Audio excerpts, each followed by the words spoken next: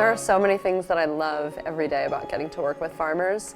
When we first started the company, I was so young, and I know that the positive stress of not disappointing farmers was going to be the best driver to be able to be here for the long haul. Farmers are so hardworking and they are so humble, and really the profession of farming is like a million professions in one. But there's so much more than soil science and crop production involved with being a farmer.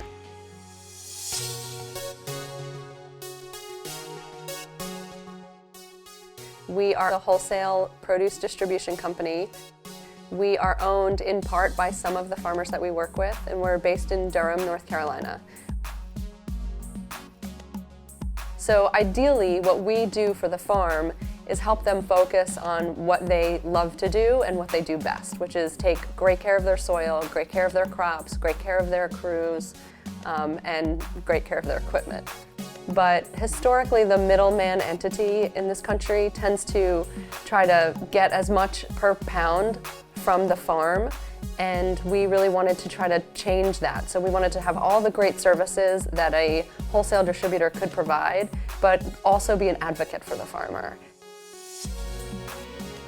It is important that people realize where their food comes from. I think the average consumer would be more satisfied with what they're eating and what they're seeing in the grocery stores if they would stop by their local farms and seeing how it's produced.